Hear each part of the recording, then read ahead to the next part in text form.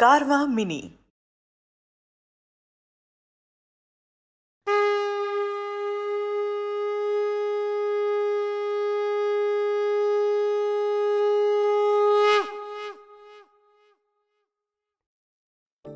Hare Krishna, Krishna Krishna, Hare Hare, Hare Rama, Rama Rama, Hare Hare. So many people have so many opinions of Lord Krishna.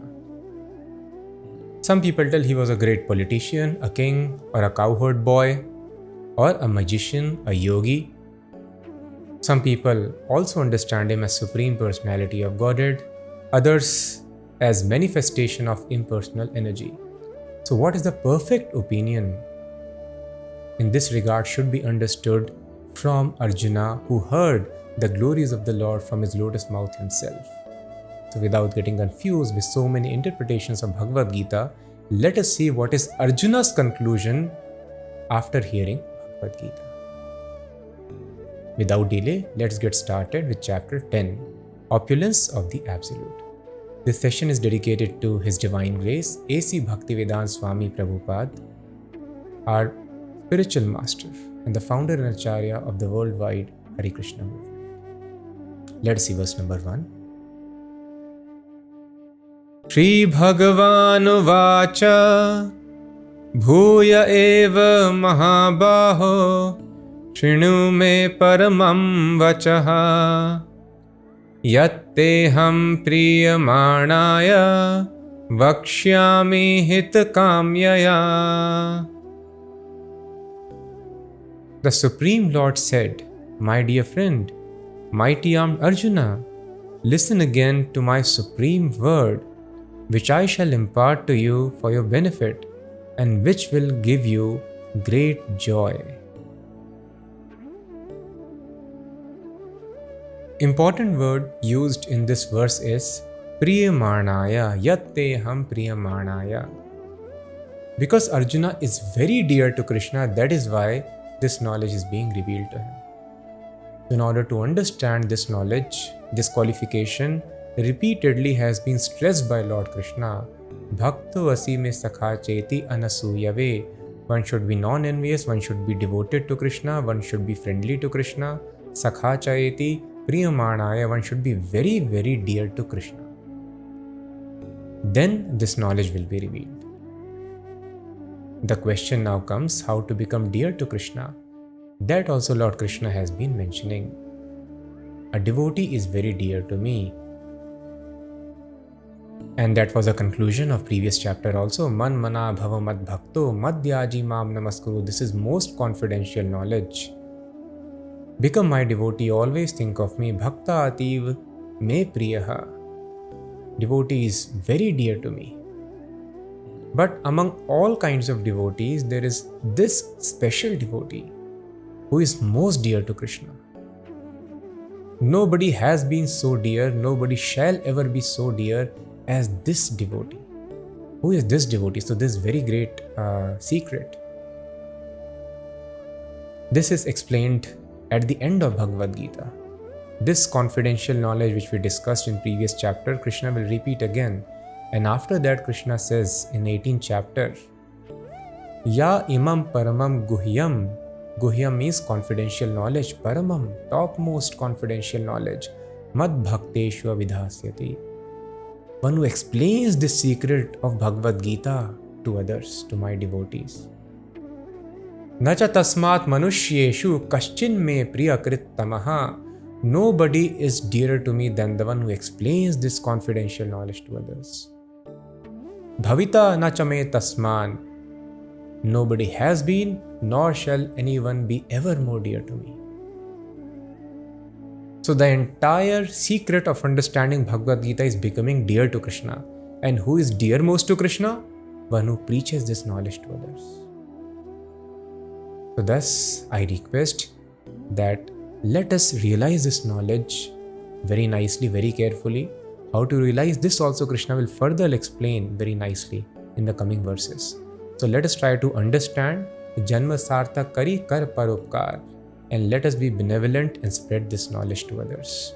By realizing and spreading this knowledge, we become most dear and our spiritual life reaches perfection.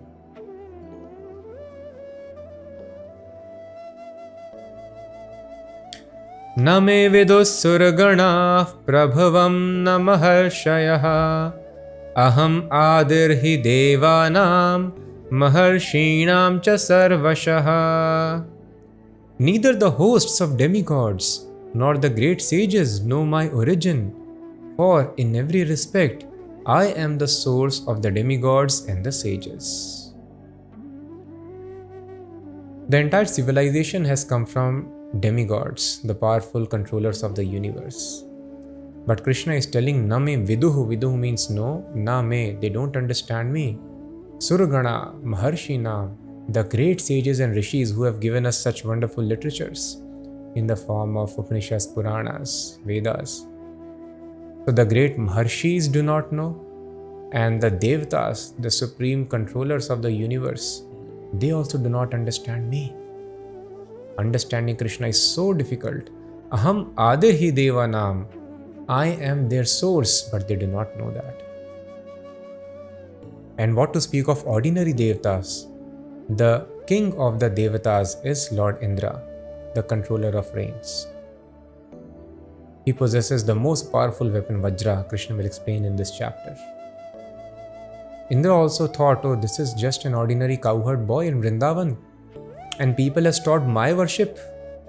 So Krishna wanted to, as we have seen in Bhagavad Gita, he has been telling people, do not worship other Devatas, because the result is temporary.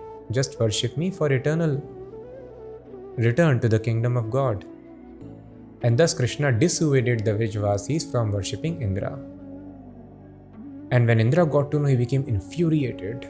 This ordinary child and people, I will just show them what is the result of not worshipping me. And then he flooded the entire Vrindavan. And finally Krishna lifted Govardhan and Indra came to his senses. He is the source of my powers. He is Supreme Personality himself. Similarly, Brahma, when Aghasur, the great snake demon, was killed, Brahma also got bewildered. People are telling that Supreme Lord has incarnated, but without knowledge, how can he incarnate? He appears to be a small boy, but yes, his powers are mystical. So let me test, who is he? So Brahma also could not understand.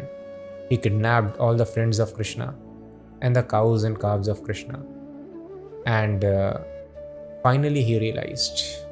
And Brahma, it is told very beautifully as we discussed previously. So just for a moment, as we have discussed, Brahma took them away and kept them in Yog Nidra in some far off place, away from this planet. And he had gone away just for a moment. And when he came back, he saw all those friends have come again. Now Brahma got confused. I've just kidnapped them. How come they have all manifested again? And it is being explained in the Shastras that just it was one moment of time for Brahma. But in that one moment, 1 year had passed on this planet Earth.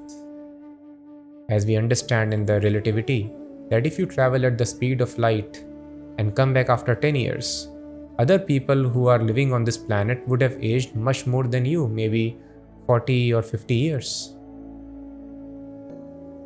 And we can see how this is written 5,000 years ago. 5,000 years ago, people are witnessing this phenomena that just for a moment, Brahma lives on the topmost planet of the universe. He goes away, he comes back, and then 1 year has passed on this planet. So thus we can just appreciate that these things are not imaginary phenomena. Before understanding relativity, one might have had difficulty to understand, but now we understand it is a scientific phenomena. So Brahma also could not understand. And who is Brahma? Brahma is the creator of this universe. All the planets, all the bodies that we have, our destinies are created by Brahma. Nobody is smarter, more intelligent than Brahma. Vedas have been given to us by Brahma. But Brahma also could not understand. Thus it is told, Vedeshu durlabham adurlabham atma bhaktao. This mind, body, everything has been created by Krishna. So if Krishna wants, we can know him. If he doesn't want, how can we know? This instrument is under control of Krishna only. Maya Dhyakshaena Prakriti, entire nature is under control of Krishna. So thus Krishna tells, Name vidu surgana. Here Arjun, more confidential glories of mine. The Devtas and the Rishis also do not know me. But because you are my devotee, dear devotee, I am explaining this knowledge to you. So thus Brahma gave the process. What is our capacity when Brahma could not understand? So we should not try to understand God. So this logic in the Vedic philosophy is compared to frogs in the well. Technically it is called Kupumanduk Nyay, means frog in the well logic. A frog in the well, can you imagine how do cities look like? And which are other species? There is a very huge animal, giraffe, there are elephants and tigers and so many other species are there. Frogs may have experience of very limited species in the well and a very limited perspective of the world. They cannot imagine. Similarly, we are not even frogs in the well. We are just situated on this planet, which is but a speck of dust in the universe. What understanding do we have of the universe, and what to speak of the creator of universe, so many universes? That the frog in the well cannot understand anything about the world. Similarly, we cannot expect to understand the world or the creator of the world. The only way is if the creator himself reveals this knowledge to us. So thus Brahma told, Jnane prayasam udapasya namanta eva. With folded hands he came and begged pardon. Krishna, please forgive me. I try to test you, my Supreme Lord. Then he gave the process, Jnane prayasam udapasya. Give up this Gyan prayas, using your mental speculation if you want to understand God. Jnane prayasam udapasya. Please understand, if a dog tries his level best, can a dog understand trigonometry, algebra, calculus, quantum mechanics, optical physics? No, dog cannot understand. Dog's brain does not have the capacity. So why we are having blind faith? This is called blind faith on our brains, that with this brain I can understand everything of the world. So actually this is called blind faith. I have blind faith on my brain. With this I can understand everything. So Brahma is telling the wisest person, Jnane prayasam udapasya. Give up the mental effort to know God. And namanta eva, offer your respects to God, become very humble. You may not understand God, but you understand that God exists. That is a fact. Because I see these wonderful eyes are there. They are wonderful camera. And there is proper arrangement how to just focus on the retina. The curvature is so right from the birth. Did the atoms and the cells decide, let us arrange in this curvature because there is a retina? Some cells are discussing to form the retina. And then there is shutter, there is cornea, pupil, how to control the intensity of light, and so many wonderful mechanisms are there. And then there is some dust, and then auto-cleansing phenomena, drains are there, and the dust is ejaculated. And then the image which is formed, that is inverted in nature. There are optical nerves. There are encoders and decoders. So that image is inverted in the exact 180 degrees. So how somebody got to know that no image is going to be inverted? Let us turn it 180 degrees. So this is a wonderful phenomena. These are cameras. Can a camera, now we are recording this session in a camera, can it manifest on its own? And these are the most wonderful cameras. Then the image is converted into an electrical signal. So there are encoders. And then there are wires, just like we have wire to send electrical signal. So we have wiring which carry electrical signals. It goes to the spine. From spine it goes to the brain. On a brain there is decoder. In this way we are able to visualize the world. There are rods and cones. They maintain perfect ratio so that we can see colors as it is. Such amazing phenomena is happening within our eye, and it is, we have not discussed anything. People spend so many years to just understand the mechanism of eye. We can understand somebody has created this wonderful machine, this wonderful supercomputer by which we can manufacture computers. Who has done this wonderful assembly of the grey cells here?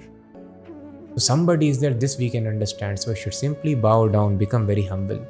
I am helpless. I have limited perspective of the world which is allowed by my mind and senses. So Brahma is telling, Namanta eva, become humble. Jivanti sanmukharitam bhavadiya vartam. Lead your life as per the direction of the self-realized souls. Sthane sita shruti-gatam hi punsam tanuvan manobhi.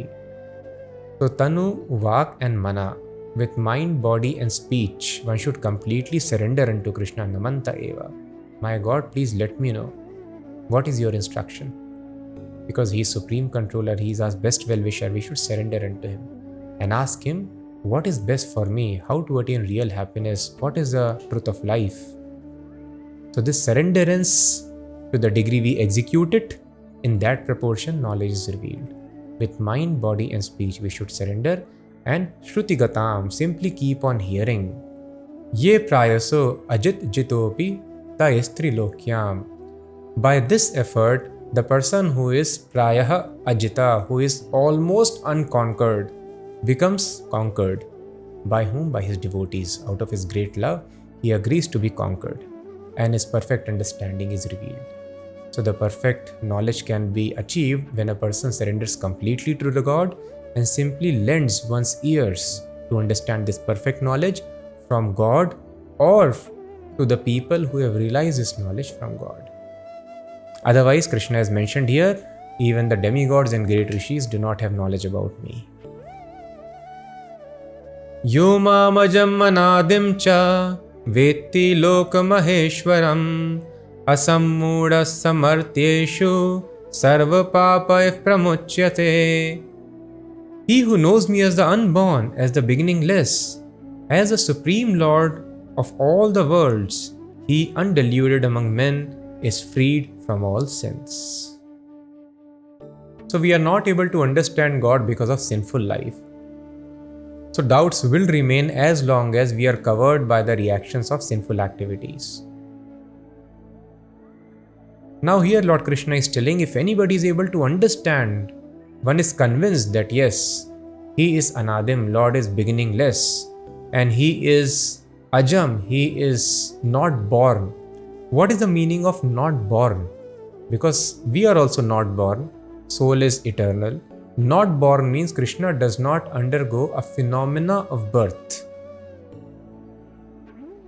It means when the soul picks up the dress, that is termed as birth.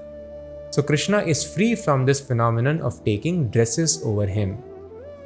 It means when Krishna comes here, he does not take any external covering on himself.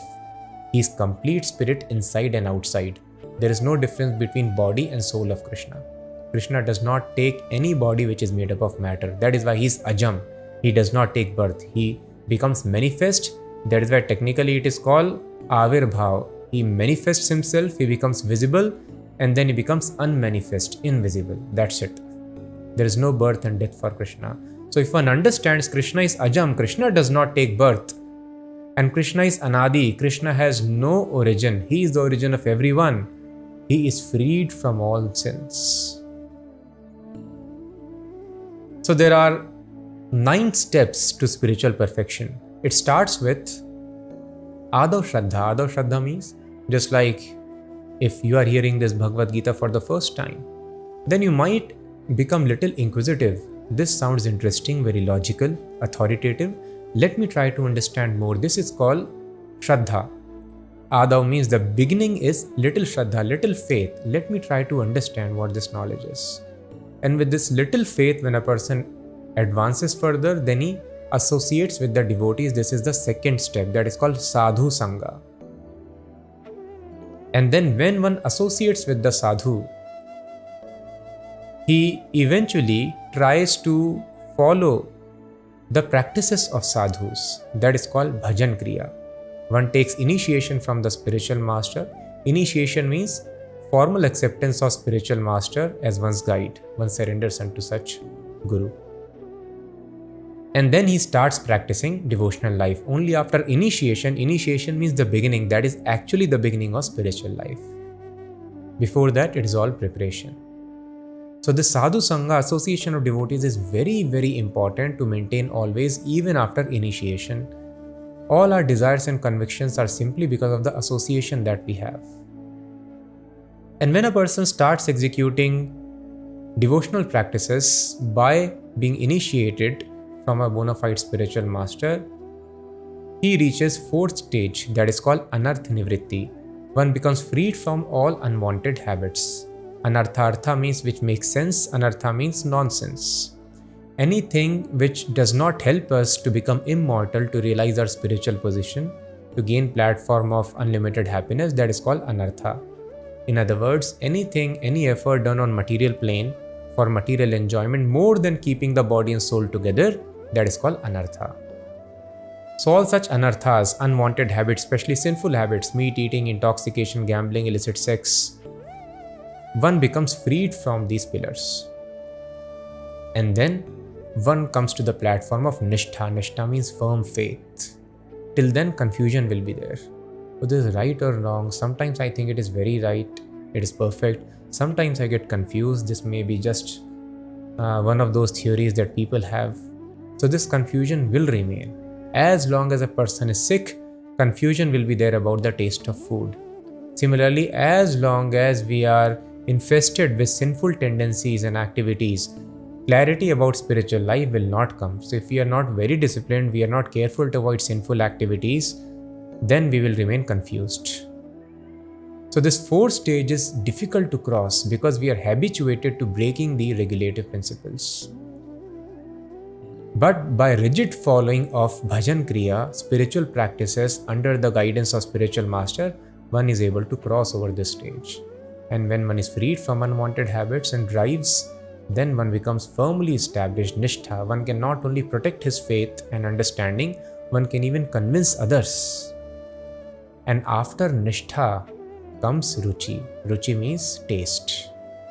Till then we have to practice as a matter of duty. Taste might not be there. Just like the small child, it cries to go to school, doesn't like to go. And slowly when he becomes mature, on his own, he or she starts studying very nicely. Of course, this is a crude example, you don't get such taste in studies. You're doing it for some results, name, fame, money. And some people, yes, do have research aptitude. But in Krishna consciousness, you start getting real taste, unlimited taste. And this ruchi, when it is intensified, it becomes asakti. Asakti means very strong attachment. As people cannot start their day without tea or without cigarette, people are addicted to so many things. In a similar fashion, a person gets addicted, very strongly attached to spiritual practice. One cannot do without executing spiritual life. Initially, you have to force yourself because spiritual master is telling, as a matter of duty, I have to execute. And then when the anartha nivritti we have crossed, so we have to be patient. We have to see, am I still addicted to material enjoyment? Am I still sinful? I am captured by unwanted habits? Then please be patient. All the doubts will not be cleared now in this stage.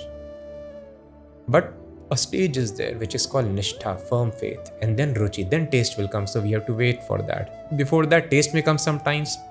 If we commit sinful activities, taste will go away. Spiritual life will appear boring and burdensome also. But when ruchi comes, whenever you execute it, there is taste. As a healthy man eats nice food items, there is taste. And then asakti, one becomes strongly attached to such practices, cannot do without it. And then one reaches the stage of bhava. Bhava means emotions. Then this attachment becomes so advanced that one starts feeling emotions. As a young man and woman, spontaneously they are attracted to each other. Mind gets captured. In a similar fashion, Krishna's name, form, qualities, features, they capture the mind, and a person starts feeling emotions for God. And when the emotions are intensified, that stage is called prema, love of God, and that is the perfection of one's life. Then a person is completely freed from the laws of nature. Then one's life is completely successful. So these are the gradual stages of spiritual advancement. So here Krishna is telling Sarva Papai Pramuchyate. One only who is freed from all the sins can understand in fact that Krishna is Ajam, Krishna is Anadim. He is not taking birth and he is the origin of everybody, all those who take births. This clarity will come when we are freed from sins. So we have to be patient. It takes some time to get cleared of the sins. Buddhir jnanam sammohaha kshama satyam dama shamaha Sukham dukham bhavo bhavo bhayam cha bhayameva cha ahimsa samata tushtis tapodanam yasho yashaha bhavanti bhava bhutanam matta eva pritag vidha. Intelligence, knowledge, freedom from doubt and delusion, forgiveness, truthfulness, self-control and calmness, pleasure and pain, birth, death, fear, fearlessness, non-violence, equanimity, satisfaction, austerity, charity, fame and infamy are created by me alone. Krishna is mentioning here we see good qualities and bad qualities, and he is the source of both. If one is intelligent, then this intelligence is bestowed by Krishna. Knowledge, if somebody is having knowledge. Now, what is knowledge? Knowledge does not mean what we perceive as reconfiguring the matter. That is taken as Shilpa Gyan. Knowledge means the ability to discriminate spirit from matter. Otherwise, it is called Shilpa Gyan. What is Shilp?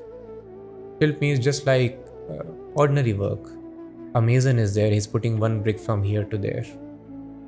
Or, somebody is simply cooking the food. That does not need great deal of knowledge. You have to mix few spices here and there. Similarly, somebody can call himself very advanced technologist. What is that? That is also nothing, simply putting some chip here and there, putting one electron from this orbit to another orbit, and that is called technology. It is simply reconfiguring the matter. It is an art, but it is not called knowledge. What is knowledge? Vedas define is as ability to distinguish spirit from matter. From there the knowledge begins. Because this world is temporary. This happiness and distress is illusory. A person needs to be woken up from dream, and then the real life starts. Similarly, all this knowledge of this material world is but temporary. This is not called real knowledge. When a person understands I am spirit different from matter, that is called knowledge, the beginning of knowledge. Freedom from doubt and delusion, this is also created by Krishna. So because Krishna has created freedom from doubt and delusion, all the doubts will be cleared when Krishna is pleased with the devotional service. Forgiveness, this is very important, and truthfulness, if one needs to advance in spiritual life. Similarly, self-control and calmness. Nowadays, nobody is taught these qualities. One has to be self-controlled. People think the more I lose my control and joy in any whimsical way, my mind suggests that will make me happy. No, that does not make one happy. The more one is self-controlled, the more one will be satisfied. More one will be calm and peaceful. Pleasure and pain. This also we do not understand. Immediate pleasure is taken as pleasure, but we have to understand sweet poison is not very good thing to consume, even though it may appear sweet in the beginning. In a similar fashion, anything which is conducive for spiritual advancement should be considered as pleasure. Sometimes getting up early in the morning and taking bath, it may be troublesome, but it should be executed. Fasting on certain days recommended in the Vedas could be troublesome, but one should tolerate hunger and execute such fasting. Even though such things appear to be pain, we should understand that is actually pleasure. Because I am advancing in spiritual life, I am treading the path of unlimited happiness. On the other hand, material enjoyment which is immediately very, very pleasurable, that is actually poison. That is causing my repeated death. This sense enjoyment is creating karma for me, unlimited material desires, and I am creating my entanglement. I am creating many, many deaths, births, old ages and diseases for myself. So the so-called enjoyment which people hanker after in this material world should be taken as pain if it is not for Krishna consciousness. Of course, in Krishna consciousness, as we discussed, it is full of pleasure. Susukham kartum avyayam. You sing and dance for Krishna. Singing and dancing is allowed. You socialize on festivals and discuss about Krishna. That is allowed. Socializing is allowed. You want to go on tours and trips. That is allowed. But go to see the places of Krishna, connected with Krishna. The holy places, pilgrimages. You want to eat nice dishes, offer to Krishna and eat. That is allowed. But any enjoyment in which Krishna's pleasure is not involved, such enjoyment should be taken as pain because it puts one into more illusion and misery in the long term. Birth, death, both are created by Krishna. Fear, fearlessness, non-violence, equanimity, satisfaction, austerity, so all these qualities are very, very important. Now, we do not understand non-violence also properly. What is non-violence? Creating misery for anybody, that is called violence. Now, people think if I give people objects of material benefits, parents are thinking, oh, we were deprived of so many things in our childhood. Let us give whatever our children want. And this is properly taking care, bringing up children. No, this is not proper care. This is actually violence. You are making them addicted to sense objects and thus putting them straight on the path of repeated births and deaths. Had we given the right knowledge, we would have taken them to immortality. Thus the scriptures are telling, Janani na sasyat, Pita na sasyat, Guru na sasyat, Bandhur na sasyat, na yad mochyate samupeta mrityam. One does not have right to become father, mother, spiritual master or relative if you cannot deliver your dependents from the clutches of death. Simply feeding children is not taking care of children. Animals also feed their young ones, their cubs. So simply feeding, that is done by nature's arrangement. Parents are not having any special credit for it, but credit is there for spiritual life. So this is the duty. Proper taking care of children means stopping their death. Otherwise, do not produce children. This is against the laws of nature. Produce children only if you can take them to become immortal. So thus, this is very important. This is called real non-violence. Equanimity, a person should always remain equipoised. One should not get elated in case of material happiness, not get distressed in case of material distress. Satisfaction, one should always remain satisfied with whatever is attained by the grace of Lord as per our actions of previous life. And save time for spiritual advancement. Austerity, voluntarily accepting discomforts, is important for purification of consciousness. Charity, so it is enjoined in the Vedas, at least 50% of one's income should be spent for charity, for welfare work for others. This is the nature's way, and we can see it as common sense. The grains, the fruits which the plants produce, we consume them, they don't consume it. The woods produced by the trees, we consume it. Similarly, the strong person should use his strength to protect the weak. Intelligent men should use their intelligence to guide the people who are ignorant. This is the way the nature has created this wonderful universe. Every person has some special ability. With that, one should help others who do not have that ability. In this way, there is perfect balance in the nature. So those who are earning must give 50% of their charity if we want to abide by the laws of nature for welfare work. And those who are wise, they know which is the best welfare activity. The best welfare activity is Krishna consciousness. Other welfare activities, they just pertain to body. They are anyway being taken care by laws of nature. But if we spread Krishna consciousness, we can save people from unlimited sufferings. Fame and infamy are created by me alone.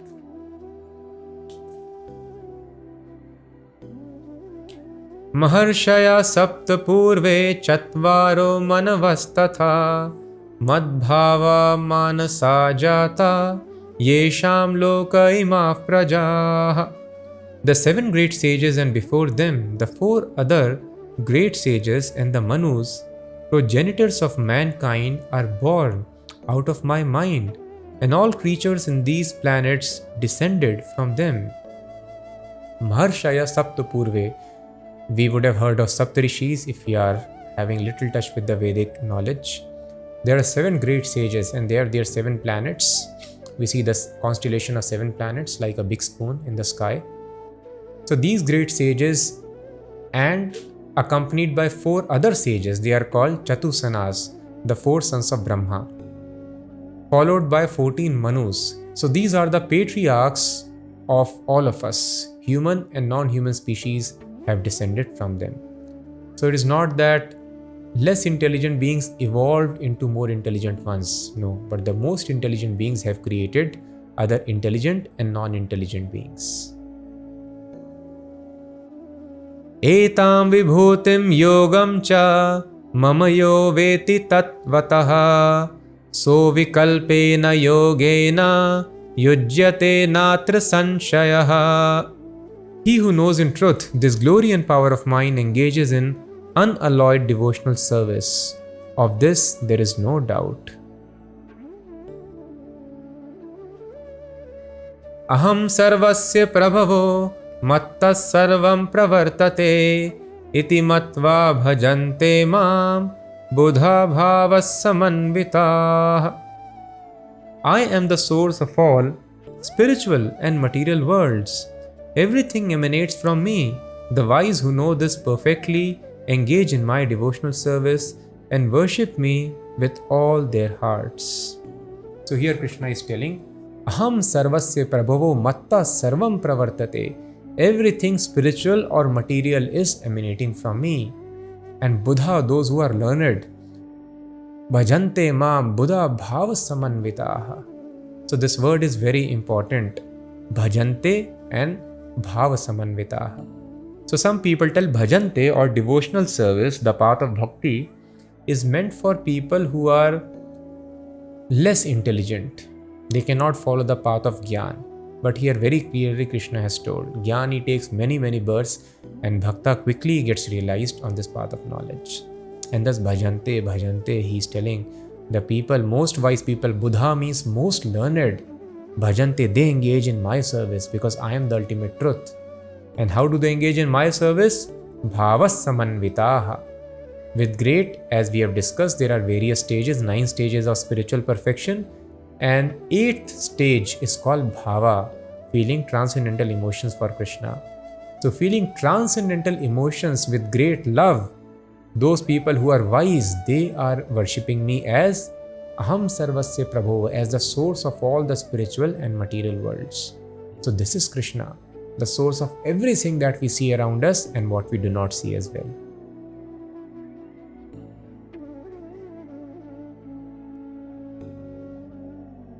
Macchitta matagat prana bodhayantah parasparam kathayantascha mam nityam tushyanti charamanti cha. The thoughts of my pure devotees dwell in me. Their lives are surrendered to me, and they derive great satisfaction and bliss, enlightening one another and conversing about me.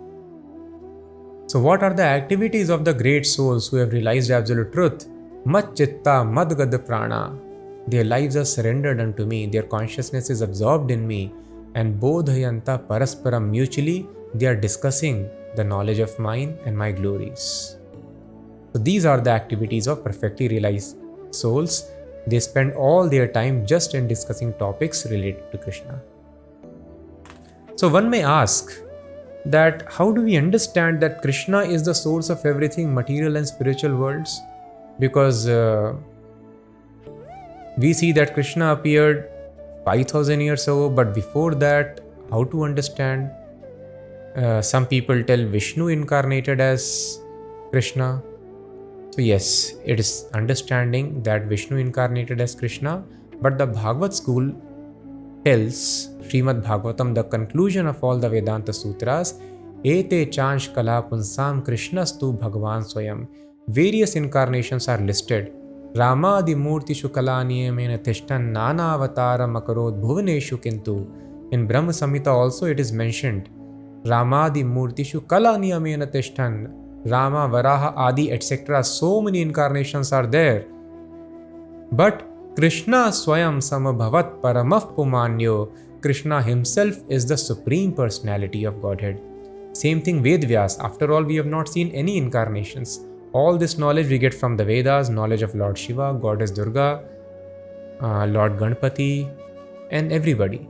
Lord Krishna, Vishnu. So that is why if we have to reach some conclusion, we have to ask Vedvyas, who has given us all this knowledge. So Maharshi Vedvyas is writing after mentioning these incarnations in Bhagavatam, Ete chansh kalha punsam. All these other names, forms, he has mentioned incarnations of Matsya, fish-like incarnation, tortoise incarnation, Narsimha avatar. So ete chanch kalaha punsam, they are anshas or portion of the anshas. Tu means but Krishna Bhagavan Swayam. But Krishna's name is also listed there. But Krishna is not expansion or one ansha, one fragment. Krishna is Bhagavan Swayam. Krishna himself is the Supreme Personality of Godhead. So although there is no difference, all these forms are Krishna only, just to relish various pleasures and to reciprocate the devotees who want to worship Krishna in particular feature, Krishna takes all these forms. It is offensive to think one form is more powerful, another form is less. No, they are all equally powerful. There is no difference between one form and another form. All these incarnations are Krishna only. And the example is given in Brahma Samhita again. Deeparchir evahi dashantaram abhyupetya deepayate vivrata hetu samana dharma. Just like Deepa, lamp is there or candle is there. From one lamp or candle, many candles can be lit, and all of them will have equal illumination. But still there is one original candle from which others were lit, and that original candle, it is told, is Krishna. Yas tadrig evicha Vishnu taya vibhati. There are so many Vishnu forms. 3 Vishnu forms we discussed in course of our discussion. They are existing in this material world, and in spiritual world there are unlimited Vishnu forms, 400 forms. And all these Vishnu forms, it is being told, Yas tadrig evicha Vishnu taya vibhati. One who expands himself in many Vishnu forms, just like from one candle many candles can be lit, all are having equally power. That is the position of Krishna. He expands himself into many Vishnu forms. Yasyaika nishvasita kalam athavalambya jivanti loma vilaja jagannandanatha Vishnur mahan sayayasya kala vishesho govindam adi purusham tamaham bhajami. Nishvasita kalam, the period of exhalation, is the lifespan of Brahma. Brahma's life, as we discussed in the 8th chapter, is 311 trillion years, more than that. And this period of 311 trillion years is the time of one breath of Lord Mahavishnu, from whose body so many universes are coming out. And Vishnur Mahan Sa Iha Yasya Kala Vishesho, that Mahavishnu is Kala, means expansion, of whom? Govindam, Supreme Lord Krishna, Govinda, Adi Purusham, who is the origin of all persons. Tamaham bhajami, I worship that person, Brahma is telling. So you can read in the purport of this 8th verse very nicely from the Atharva Ved.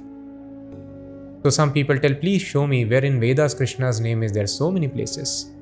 This mantra that we chant, Hare Krishna, Krishna Krishna, Hare Hare, Hare Ram, Ram Ram, Hare Hare. So here Krishna word comes, Krishna's name, it is from Krishna Yajurved. And here it is Atharva Ved. Yo Brahmanam Vidadhati Purvam, Yo Vai Vedansh Cha Gapayati Sma Krishnaha. Vedansh Gapayati Sma Krishna. One who gave Vedas to Brahma, he is Krishna. So actually this is the real understanding. So why do people tell that Lord Krishna is coming from Vishnu and not vice versa? Because as we have discussed, if you have been following up very closely the Bhagavad Gita sessions, Lord Vishnu is present in this material universe. And one of the 3 Vishnus, the Devatas approach when there is some disturbance here in this material universe. And he tells that yes, I will come, I will help. And through that Lord Vishnu, who is called Kshirodakshai Vishnu, all the manifestation, all the incarnations, they appear here. And when Lord Krishna comes here, Lord Balram, when he comes, they also come from Kshirodakshai Vishnu. And you will hear description in the Vedas that there are 2 hairs on the chest of Lord Vishnu. One is black, one is white. And they incarnate as Krishna and Balram. So one may think, oh, just see, this is also in the Vedas, clear explanation is there. From these hairs, the incarnations have come. But here we understand that Gapyati Sma Krishna, Krishna is explaining the knowledge to Brahma. And from Krishna, Mahavishnu is coming, who is sustaining all the material universes. So how do we understand this fact? So the understanding is Krishna appears through Kshirodakshai Vishnu, but he can appear directly as well, just like Narsimhadev incarnation. He appeared through pillar. There is no need of father and mother also. And sometimes he appears through father and mother, as in the case of Devaki and Vasudev. So Lord Krishna can appear from anywhere. Entire world is his energy. He can become visible anywhere. And he is visible anywhere and everywhere for pure devotees. And thus when Hiranyakashipu asked Prahlad, you are always telling God, God, where is your God? He told he is everywhere. Because it is a fact, God is present in every atom, but non-devotees, materialists, we cannot see. So when he told he is everywhere, he is in this pillar also, let me kill your God now, let me see. And just to keep the words of his pure devotee, Lord Krishna appeared as Narsimhadev out of the pillar. So he can appear through pillar, he can appear through Devaki, or he can appear through Kshirodakshai Vishnu. So pillar does not become father of Krishna, Devaki does not become mother of Krishna, and Kshirodakshai Vishnu does not become the source of Krishna. Krishna has chose to appear through various forms. In this way, the conclusive truth of Vedas is very, very confidential. So one has to understand from proper Vedic references under the guidance of proper spiritual master. But there is no difference. Krishna, Vishnu, they are all same personality, but still we have to understand who is the original personality. And we have seen good amount of Vedic references.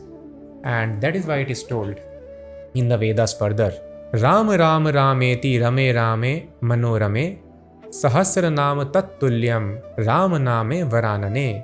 Lord Shiva is telling to Goddess Parvati, Ram Ram Rameti, if you chant Ram Ram Ram, then this is equal to Sahasra Nam Tat Tulyam. There are 1,000 names of Lord Vishnu. People chant Vishnu Sahasra Nam. So Lord Shiva is always chanting Lord Ramchandra's name. He is instructing Mother Parvati, Varanane, oh goddess who are having very beautiful face, chant Ram, Ram and Ram. This is equal to Sahasranam Tulyam. This is equal to chanting 1,000 names of Lord Vishnu. And Trir Avrityitu Yat Phalam. By chanting 3 times Lord Rama's name, the same result is attained which a person can get by chanting once the name of Krishna.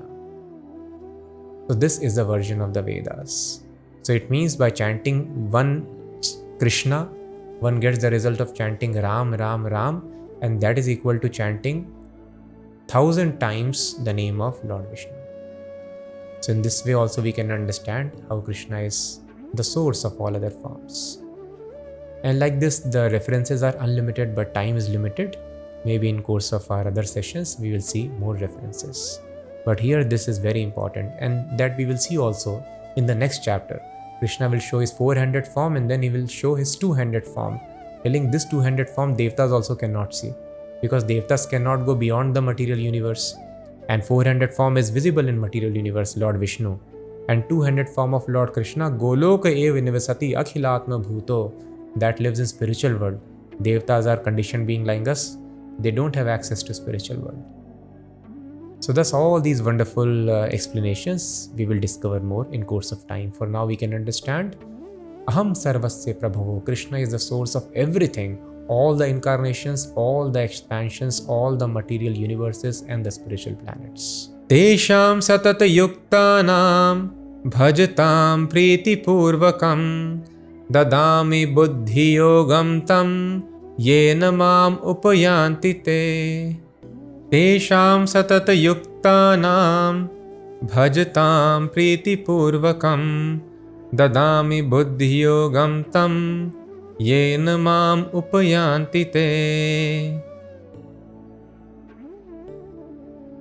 To those who are constantly devoted and worship me with love, I give the understanding by which they can come to me. Matchitta madagat prana bodhayantav parasparam. Those who are always conversing about me, taking pleasure in my topics. And to those great souls who in this way are constantly engaged in my service. Tesham satat. Satat means always. Yuktanam, who are always engaged in bhajatam. Bhajatam means rendering service. How? Priti Purvakam, with great love. Dadami Buddhi Yogam Tam. So this Buddhi Yoga word we discussed in second chapter also. This Buddhi Yoga means action in Krishna consciousness. That is the topmost intelligence. When a person is most wise, he understands Krishna is Aham Sarvasya Prabhavo, the source of everyone, everything. So all the action should be done for his pleasure. Now, how to act on a two-step basis in the pleasure of Krishna? That Lord Krishna guides from the heart to the people who are always engaged in his service. This is our only hope of spiritual advancement in this age of Kali Yuga. If you want to understand God about reading all the Vedas and books, so even though it is possible by finishing such readings, but it was possible in previous ages. That too, it takes a very, very long time and people are having very long life. And now our lifespan is very less and our memories are so poor. Today we read something and by the evening we will forget. So where is the question of proper analysis? For proper analysis, intelligence to work nicely, we need to be Shrutidhara. Shrutidhara means in Vedic culture, people were simply learning, the disciples would simply hear once from the spiritual master, and for the rest of the life, the topics are committed to their memory. They will never forget it. So in this way, just by once hearing, they will be able to keep in the memory, and thus they would be able to analyze the things very nicely. Now, if you are always forgetting, where is the question of applying proper logic? Today we discuss this, we get convinced. Tomorrow we may get confused because we forget the logics, the discussions. So there is no hope of coming to proper conclusion of Vedic knowledge by reading the Vedas today because we forget the things. So for people like us who are not Shrutidharas, not having perfect memory, analysis will not work. Right? So please do not get confused when we are not able to understand anything. Confusion is natural, we keep on forgetting. And by analysis, even if a person is like Brahma, having perfect memory, still Brahma gets confused, what to speak of us? So thus this is the process, this is the hope. And that is Satata Yuktanam Bhajatam Priti Purvakam. Always, constantly one should engage in the service of Krishna under the guidance of spiritual master. Then Dadami Buddhi Yogam Tam, even though the person is very less intelligent. As Krishna mentioned in previous chapter, Papa Yoneya, people who are less intelligent, less qualified, if they take shelter of mind, they can also attain the ultimate destination. So it does not matter if we are less intelligent. We have to simply engage constantly in the service of Krishna, and then Dadami Buddhi Yogam Tam, I give him the Buddhi Yoga, how to act in Krishna consciousness in my service, so that Upayantite, at the end they can come to me. So thus the life becomes very simple. And this is a great secret. Krishna is telling the way to, by analyzing, we will understand what is the right course of action. But step to step basis, Krishna is guiding us. What can be better if God is guiding us? What we have to do is just maintain constant engagement in the service of Krishna. And how we can do it? So that is very simple, as Krishna has explained in the second chapter, and after that third chapter, fourth, fifth chapter. What we have to do is we have got certain skills and qualifications. They have to be used in the service of Krishna. We have to work the way our mind and body work naturally, find any convenient job, business, vocation, and the results offered to Krishna. And meanwhile, while we are engaged in that job, we should always try to chant Krishna's name and think of Krishna. And try to develop knowledge of Krishna. Simply by following this process, one is constantly engaged in the service of Krishna. And then the right knowledge from the heart is revealed.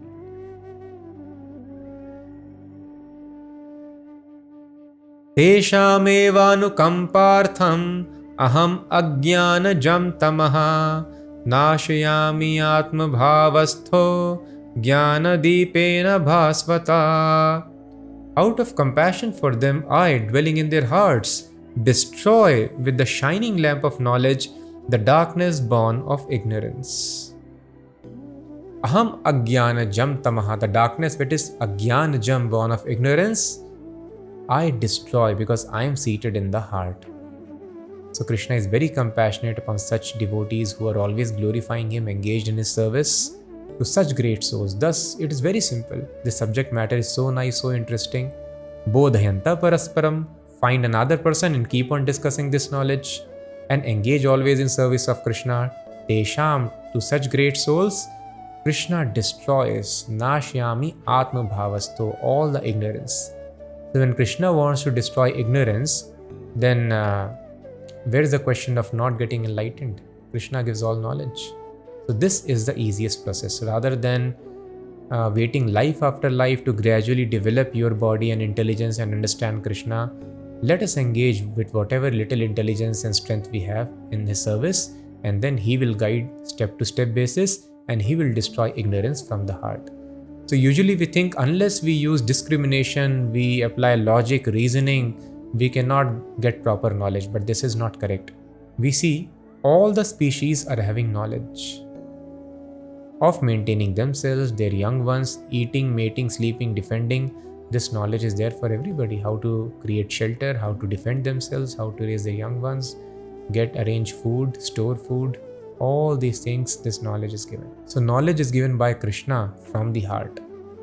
So without applying, using our speculation, simply if we engage in Krishna service, all knowledge will come without any extra need of analyzing and speculating with our imperfect brains.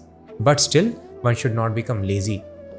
Because yes, it is a fact, simply if we chant, if we hear, satisfy, somehow serve Krishna, all the knowledge will be revealed. But in this age of widespread ignorance and agnosticism, some person may come tomorrow and challenge our beliefs, and we may get shaken up and leave our practices. So thus it is important that we should not be lazy in understanding Krishna, so that very firmly we are established in Krishna's service. Otherwise, in good faith, if a person takes up the process, then success is assured. But so that we don't get deviated off the path, we need to cultivate knowledge of Krishna also side by side. Arjuna uvacha param brahma param dhama pavitram paramam bhavan purusham shashvatam divyam adi devam ajam vibhum ahustvam rishayas sarve devarshir naradastatha asito devalo vyasaha swayam chaiva bravishi me. Arjuna said, "You are the supreme Brahm, the ultimate, the supreme abode and purifier, the absolute truth and the eternal divine person. You are the primal God, transcendental and original, and you are the unborn and all-pervading beauty. All the great sages such as Narada, Asita, Devala and Vyasa proclaim this of you, and now you yourself are declaring it to me." So this is the conclusion of Arjuna after hearing Bhagavad Gita so far. What is that? Param Brahma Param Dhama Pavitram Paramam Bhavan. We are all Brahma, Aham Brahmasmi, Tattvamasi, you are that. We have heard this sufficiently. But Krishna is Param Brahma. This special word is used for Krishna. So we are infinitesimal atomic sparks, Brahm, spark of Brahm, and Krishna is Param Brahm, infinite Brahm. He is the source of all infinitesimal Brahms, all the living entities. So Krishna is Supreme, Infinite Spirit, Param Brahma, Param Dhama. And we have discussed sufficiently, everything in material and spiritual world is resting on Krishna. So Krishna is Supreme Abode. Everything is resting on Him, His energy. Param, thus He is called Param Dhama, the Supreme Abode. Pavitram Paramam Bhavan, He is supremely pure. If anybody comes in contact with Krishna, they become purified immediately. Even the demons, when they are killed by Krishna, they become liberated immediately. So all the problems in life are because of impurities, lust, anger, greed. So when we maintain constant contact with Krishna, especially in Kali Yuga, such contact can be maintained by chanting His name. Kali Kale Naam Rupe Krishna Avatar. Naam Namakari Bahudha Nija Sarva Shakti. Krishna has taken incarnation in the form of His name. All the potencies of Krishna are invested in the name. So by always chanting and hearing the name of Krishna, which is very easy to do, one is in constant touch with Krishna, is supremely pure. Just like an iron rod in constant touch with fire becomes fire-like, starts emitting heat and light. our entire mind and body becomes purified of material dirt, and it becomes spirit-like, starts behaving like spirit, as iron rod starts behaving like fire. And when the mind and body start behaving like spirit, we can experience our spiritual nature, bliss, eternal life, and unlimited happiness. And the laws of the nature surroundings don't impact us. So Pavitram, Krishna is supreme purifier. Paramam Bhavan, Pavitram Paramam Bhavan, yourself. Purusham Shashvatam Divyam. You are Purush, but you are not Purush like us who take birth and die. You are Shashvat. Shashvat means eternal. So Arjuna is perfect student of Bhagavad Gita. We should take his conclusion. Arjuna is concluding, you are eternal person. You are not an energy.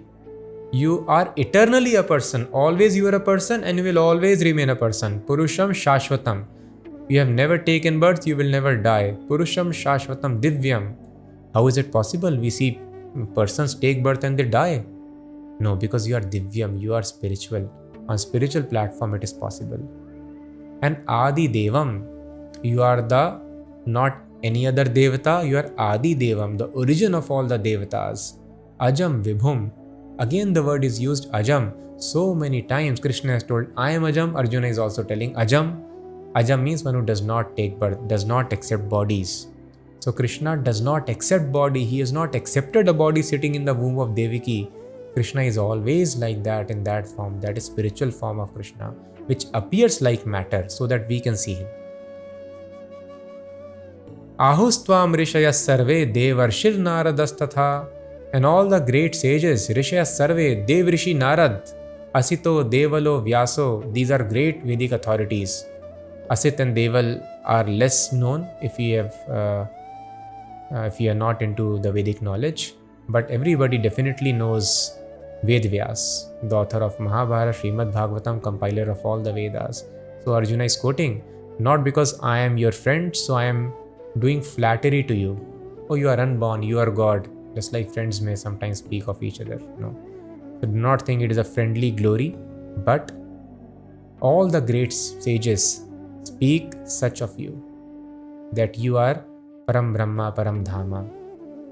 And Swayam Chay Bravishi me, you yourself mercifully have declared, spoken the same knowledge to me. So all the great sages, authorities of absolute truth, they tell Krishna is the origin of everything. Krishna is the original person. Param Brahma, Param Dhama, he is infinite spirit, source of everything. He is eternally a person.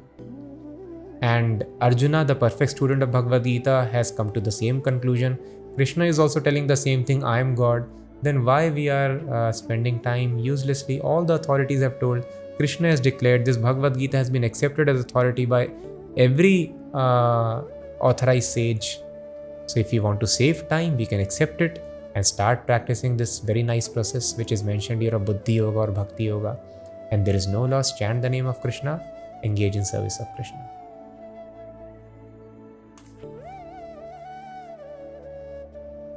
Sarvametadritam manye yanmam vadasi keshava nahi te bhagavan vyaktim vidur deva nadanavah. O Krishna, I totally accept as truth all that you have told me. Neither the gods nor demons, O Lord, know thy personality. Arjuna has accepted everything that Krishna told because other authorities have spoken of the same thing about Krishna. And nobody knows you. Vidur Devana Danava. The Devs do not know you, the gods and the demons also do not know you. Only a person who is a devotee can know you perfectly. Swayam evatmanatmanam vettatvam purushottama bhuta bhavana bhutesha deva deva jagatpate. Indeed, you alone know yourself by your own potencies, O origin of all, Lord of all beings, God of gods, O Supreme Person, Lord of the universe. Vaktum arhasya sheshena divya hi atma vibhutayaha yabhir vibhuti birlokan imastvam vyapya tishthasi. Please tell me in detail of your divine powers by which You pervade all these worlds and abide in them. Katham vidyamaham yogins tvam sada parichintayan keshu keshu cha bhaveshu chintyosi bhagavan maya. How should I meditate on you? In what various forms are you to be contemplated, O blessed Lord? Vistarenatmano yogam vibhutim cha janardana bhuya kathaya triptirhi shrunvato nasti me mritam. Tell me again in detail, O Janardan, Krishna, of your mighty potencies and glories, for I never tire of hearing your ambrosial words. As it has been concluded here, mat chitta matagat prana bodhayanta parasparam manmana bhav bhakto maya sakta mano ye mam. Steady concentration of the mind on Krishna is what is being prescribed here as the ultimate knowledge. Now, Arjuna knows Krishna as a supreme person, but ordinary people cannot know his spiritual form. So, ordinary persons who are captured by material energy, how can they always think of Krishna? Because they are enamored by the material opulences. So, how Krishna has manifested himself in the material world? Arjuna is telling Krishna to kindly explain so that ordinary people, advanced people directly Premanjana charita bhakti vilochanena santas sadaiva hridayeshu vilokayanti. Those who are in love of God, always they are seeing the form of God within their hearts. Krishna becomes visible to them out of his mercy. But ordinary people cannot practice such meditation.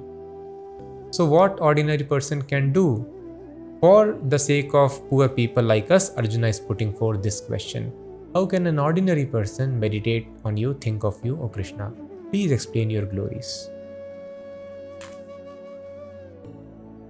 Shri Bhagavan Vacha Hantate Kathayishyami Divya hi Atma Vibhutayaha Pradhanyata Kuru Shrestha Nasti Anto Vistarasya Me. The blessed Lord said, Yes, I will tell you of my splendorous manifestations, but only of those which are prominent, O Arjuna, for my opulence is limitless. So everything is Krishna's opulence, what we see around us. But the prominent opulences, Krishna is now going to explain. Aham Atma Gudakesha Sarva Bhutashaya Sthitaha Aham Adishcha Madhyam Cha Bhutanam Anta Eva Cha. I am the Self, O Gudakesha, seated in the hearts. I am the Self, O Gudakesha, seated in the hearts of all creatures. I am the beginning, the middle, and the end of all beings. Adityanamaham Vishnur Jyotisham Raviransuman Marichir Marutamasmi Nakshatranamaham Shashi. Of the Adityas, I am Vishnu. Of lights, I am the radiant sun. I am Marichi of the Maruts. And among the stars, I am the moon. So these are glorious manifestations. There are Dwadash Aditya, 12 Aditya demigods, sons of Aditi. Among them, Lord Vishnu is the supreme. Of lights, I am the radiant sun. And sun, as we know, is we all see sun as very effulgent. As soon as you see this glorious manifestation so effulgent, one should understand this is Krishna, Krishna's manifestation.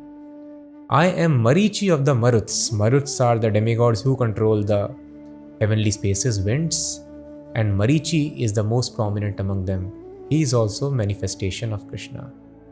And among the stars, I am the moon, Krishna is telling. Moon is the most illuminating among the stars, nakshatras. And Krishna is telling, as soon as you see moon, you should remember, oh, this moon is also manifestation of Krishna's energy. Vedanam sam vedosmi Devanam vasavaha indriyanam manaschasmi bhutanam chetana. Of the Vedas I am the Samaved. Of the demigods I am Indra. Of the senses I am the mind. And in living beings I am the living force. Rudranam Shankaraschasmi Vittesho Yaksha Rakshasam Vasunam Pavakaschasmi Meru Shikharinamaham. Of all the Rudras I am Lord Shiva. Of the Yakshas and Rakshasas I am the Lord of Wealth, Kuvera. Of the Vasus I am fire, Agni. And of the mountains I am Meru. So this discussion is not of this planet, but of the manifestations of the entire universe. So there are 11 Rudras. Of the 11 Rudras, Lord Shiva is the topmost Rudra, most prominent. Of the Yakshas and Rakshasas, I am the Lord of Wealth, Kuvera. Kuvera is the treasurer of the demigods. Of the Vasus, I am fire. Vasus, they are another category of demigods, and Agni is most powerful and prominent among them. Krishna is telling that is also my manifestation.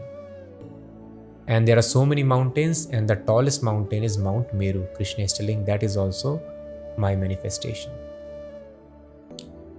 Purodhasam cha mukhyam mam vidhi partha brihaspatim senani namaham skandaha sarasamasmi sagaraha.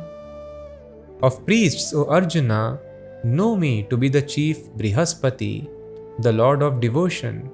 Of generals, I am Skanda, the lord of war, and of bodies of water, I am the ocean. Maharshinam Bhriguraham Giramasmi Ekamaksharam Yajnanam Japayagyosmi Sthavaranam Himalayaha. Of the great sages I am Bhrigu. Of vibrations I am the transcendental Om.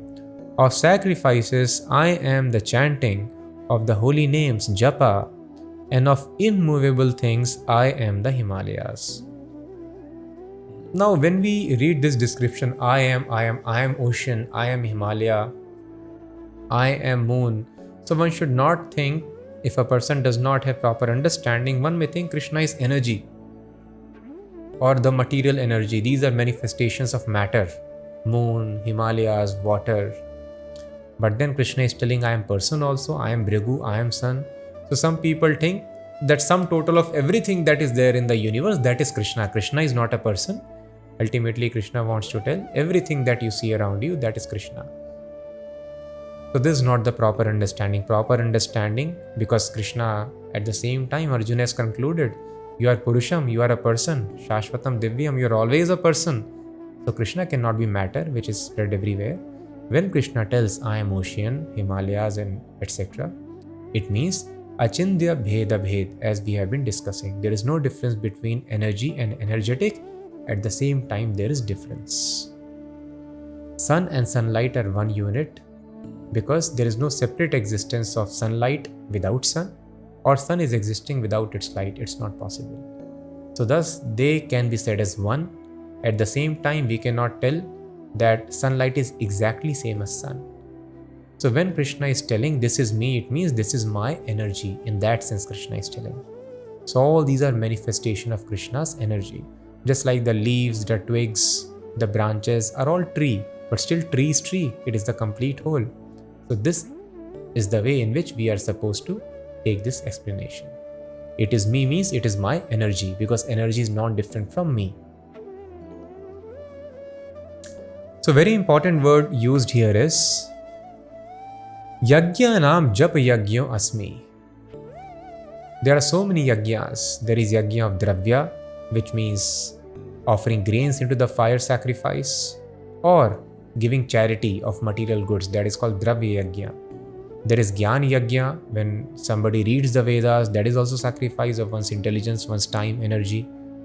It takes a lot of effort, so that is also sacrifice. And following Brahmacharya, that is also sacrifice. In this way, so many sacrifices are recommended in the Vedas. But among all the yajnas, so these yajnas, as we have discussed enough, are not just required for spiritual advancement, but also for maintaining a comfortable material life. For getting the natural resources, yajna is required. So of so many yajnas which Krishna has described, the most powerful yajna is Japa Yajna, chanting the holy names of the Lord. So thus, what the process we are following, it is highly recommended in all the Vedas and Bhagavad Gita also. So we remember in 9th chapter, verse number 14, Krishna mentioned, Satatam Kirtayanto Mam, always keep on chanting my name. Here Krishna is telling, Yajnanam, I am the chanting of the holy name. So chanting of the names is being given so much stress. So thus we should follow this chanting always, Satatam, throughout the day. Hare Krishna, Krishna Krishna, Hare Hare, Hare Ram, Ram Ram, Hare Hare. There will be no material scarcity and we will make perfect spiritual advancement. This japa is the topmost yajna. More than reading the Vedas, more than tapasya, more than following vratas, standing in neck-deep cold water, more than doing 7-day, 10-day, 1 month of fasting, more than anything else, simply chanting the holy names, greatest yajna. Ashvatha sarva vrikshanam devarshinam cha naradaha gandharvanam chitrarathaha siddhanam kapilo munihi. Of all the trees I am the holy fig tree, and amongst sages and demigods I am Narada. Of the singers of the god Gandharvas I am Chitraratha, and among perfected beings I am the sage Kapila. Uchchaya Shavasam Ashvanam Vidhi Mam Amritodbhavam Airavatam Gajendranam Naranam cha naradhipam. Of horses know me to be Uchchaishrava, who rose out of the ocean, born of the elixir of immortality. Of lordly elephants, I am Airavat, and among men I am the monarch. So these descriptions are given of various famous personalities or animals in the universe.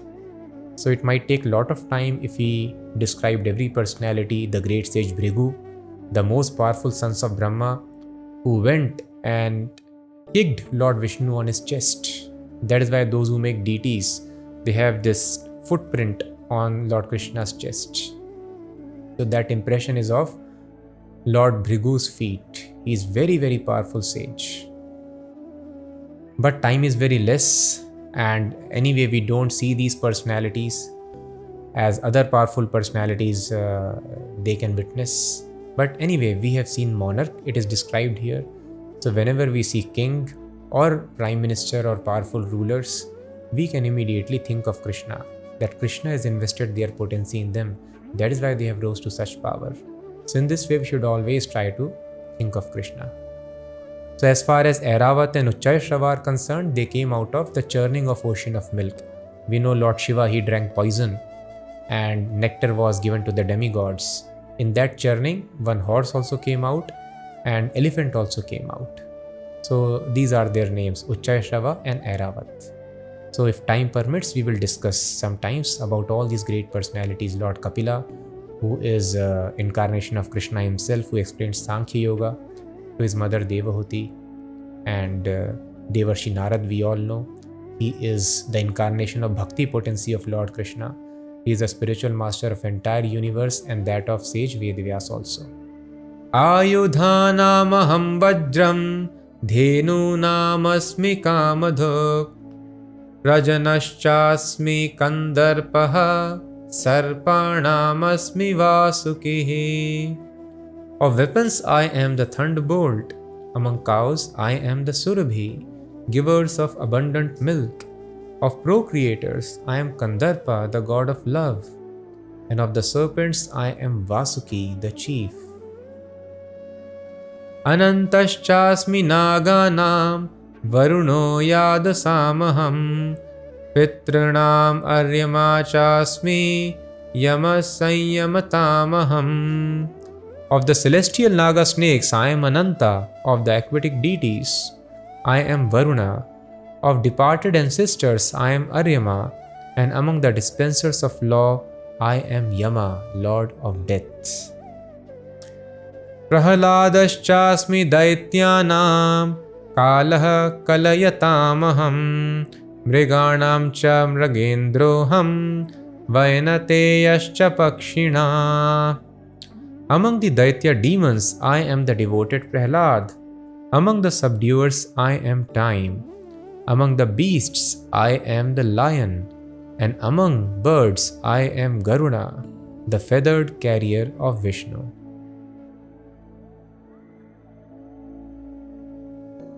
Pavana pavatamasmi Rama shastra bhritamaham Jhashana makaraschasmi Shrotasamasmi Jahnavi. Of purifiers I am the wind. Of the wielders of weapons I am Ram. Of fishes I am the shark. And of flowing rivers I am the Ganges. Sarganamaadirantascha madhyam chaivaham arjuna adhyatma vidya vidyanam vadav pravadatamaham. Of all creations I am the beginning and the end and also the middle. O Arjuna, of all sciences I am the spiritual science of the self, and among logicians I am the conclusive truth. Aksharanam akarosmi dvandvasamasika cha aham evakshaya kalo dhataham vishvato mukhaha. Of letters I am the letter A, and among compounds I am the dual word. I am also inexhaustible time, and of creators I am Brahma, whose manifold faces turn everywhere.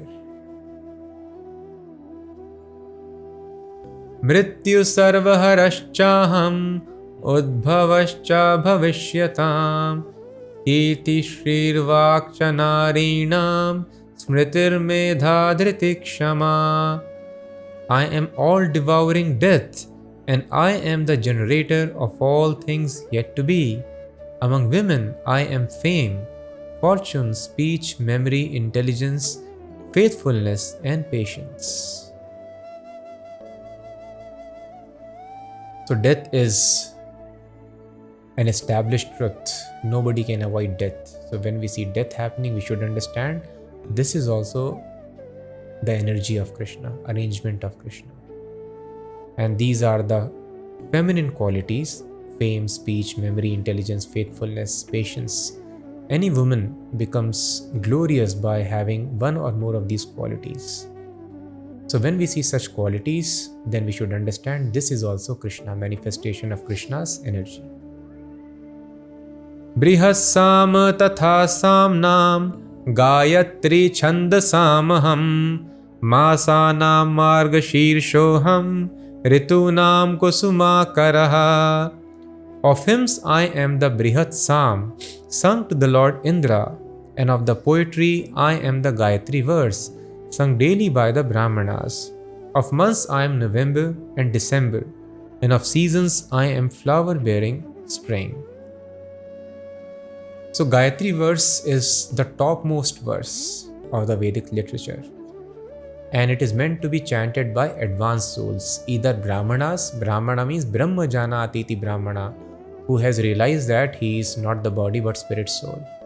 So such Brahmanas can chant Gayatri, or the Devatas who are very sattvic in heavenly bodies. So these days we see many people, they just read Gayatri mantra and start chanting, but it will not be effective. Gayatri mantra has to be chanted by proper qualification. Satyam, Shama, Dama. Mind should be perfectly controlled, senses should be controlled. Truthfulness, forgiveness, Jnanam, Vijnanam, Astikyam, the knowledge of self different from matter, self-realization. One should be very, very advanced in these qualities. And then one can chant Gayatri and make advancement. So because people are not very sattvic in Kali Yuga, it's very difficult to find Brahmana. That is why this Hare Krishna Mahamantra is given. So it more than compensates Gayatri. It does not matter if we cannot take benefit of chanting Gayatri. Hare Krishna Mahamantra will give all the results that are attainable by chanting Gayatri. There is no difference between the two, chanting Gayatri or Hare Krishna Mahamantra. But Hare Krishna Mahamantra is very merciful incarnation, which even the least qualified people can also chant and make perfect advancement. Masana Marg Shirshoham, November, December are considered the best because people harvest their crops in this season. And of course, we know the spring is very, very nice. It's very pleasant condition. So when we see such pleasant conditions, such seasons, because these things, they easily captivate one's mind and attention. Oh yes, it is very nice month. We will collect grains now. Oh, it is very nice weather, so amazing. So we can immediately remember, oh, this is also creation of Krishna. Dyutam chalayatam tejas tejasvinamaham jayosmi vyavasayosmi sattvam sattvatamaham. I am also the gambling of cheats, and of the splendid I am the splendor. I am victory, I am adventure, and I am the strength of the strong. Vrishninam vasudevosmi Pandavanam dhananjayah Muninam apyaham vyasah Kavinam ushana kavihi. Of the descendants of Vrishni, I am Vasudev, and of the Pandavas, I am Arjuna. Of the sages, I am Vyas, and among great thinkers, I am Ushana. Ushana, the great thinker here, is the spiritual master of the demons. He was very, very wise person, and thus he is also a representation of Krishna's energy. Dando damayatam netirasmi jigishatam maunam chaivasmi guhyanam jnanam jnanavatamaham. Among punishments, I am the rod of chastisement, and of those who seek victory, I am morality. Of secret things, I am silence, and of the wise, I am wisdom. Yachapi sarva bhutanam bijam tadaham arjuna na tadasti vinayatsyan maya bhutam characharam. Furthermore, O Arjuna, I am the generating seed of all existences. There is no being, moving or unmoving, that can exist without me. So we see trees are bearing fruits are again having seeds, and from that seed again comes a tree. How did this all start? It all started from the seed. So who gave the original seed of all the species of life, plants, trees, crops, and that in the embryo for the development of human beings? So Krishna is telling, I am the seed of all the existences. So any wonderful manifestation we see around us and we wonder about the origin, from where came the original seed? So Krishna is telling, I am the original seed. Nantosti mama divyanam vibhutinam parantapa eshattuddeshata prokto vibhuter vistaro maya. O mighty conqueror of enemies, there is no end to my divine manifestations.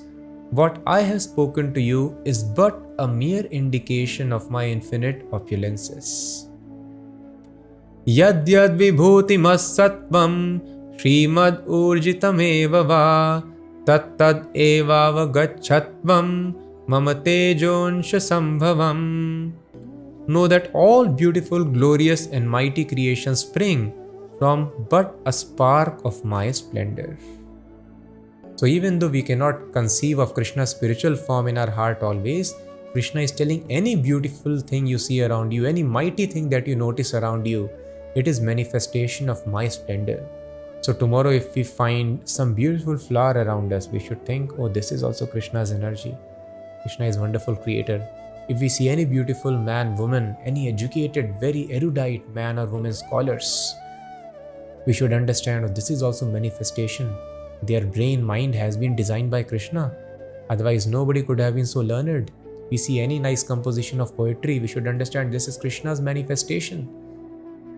Any nice technology we get enamored, oh, this is also Krishna's intelligence. How Krishna has created all these wonderful phenomena.